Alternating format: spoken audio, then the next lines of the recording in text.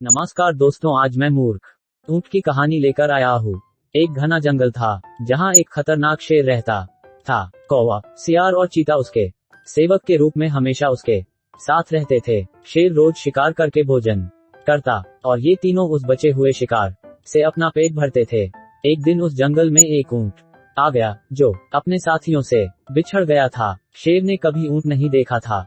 कौवे ने शेर को बताया कि यह ऊंट है और यह जंगल में नहीं रहता, शायद पास के गांव से यह यहाँ आ गया होगा। आप इसका शिकार करके अपना पेट भर सकते हो। चीता और सियार को भी कौवे की बात अच्छी लगी। तीनों की बात सुनकर शेर ने कहा कि नहीं, यह हमारा मेहमान है, मैं इसका शिकार नहीं करूंगा। शेर ऊंट के पास गया और ऊंट ने उसे सारी बात बताई कि वो किस प्रकार अपने साथियों से बिछड़कर जंगल में पहुंचा। शेर को उस कमजोर ऊंट पर दया आई और उससे कहा कि आप हमारे मेहमान हैं, आप इस जंगल में ही रहेंगे। कौवा, चीता और सियार इस बात को सुनकर मन ही मन ऊंट को कोसने लगे। ऊंट ने शेर की बात मान ली और जंगल में ही रहने लगा। जल्दी ही जंगल की घास और हरी पत्तियां खाकर वह तंदुरुस्त आ गया। इस बीच एक दिन शेर की जंगली हाथी से लड़ाई हो गई और शेर बुरी तरह से घायल हो गया।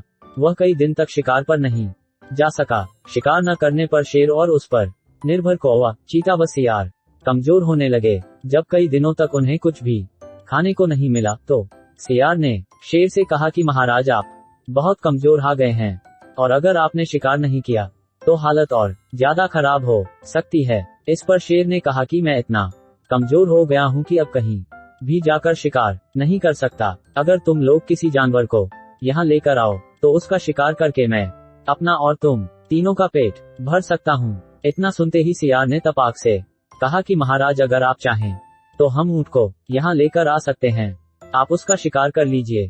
शेर को यह सुनकर गुस्सा आ गया और बोला कि वह हमारा मेहमान है, उसका शिकार मैं कभी नहीं करूंगा।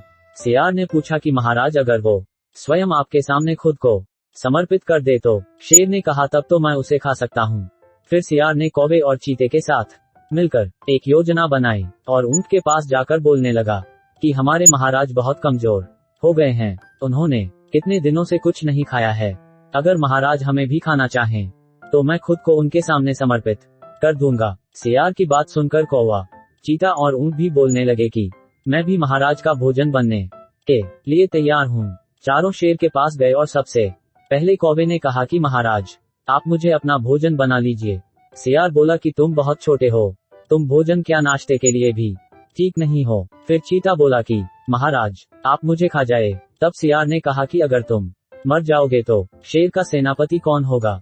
फिर सियार ने खुद को समर्पित कर दिया। तब कौवा और चीता बोले कि तुम्हारे बाद महाराज का सलाहकार कौन बनेगा? जब तीनों को शेर ने नहीं खाया तब ऊंट ने भी सोचा कि महाराज मुझे भी नहीं खाएंगे, क्योंकि मैं तो उनका मेहमान हूँ।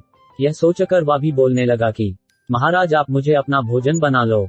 इतना सुनते ही शेर, चीता और सियार उस पर झपट पड़े। इससे पहले कि ऊंट कुछ समझ पाता, उसके प्राण शरीर से निकल चुके थे और चारों उसे अपना भोजन बना चुके थे।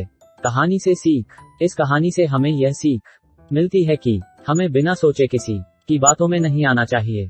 साथ ही चालाक व धूर्त लोगों की मीठी मीठी बातों पर कभी भरोसा नहीं करना चाहिए। अगर हमारे चैनल पे नए हो तो प्लीज बटन को सब्सक्राइब कर लीजिए, क्योंकि हर रोज ऐसे ही मजेदार कहानियां लाता रहता हूँ।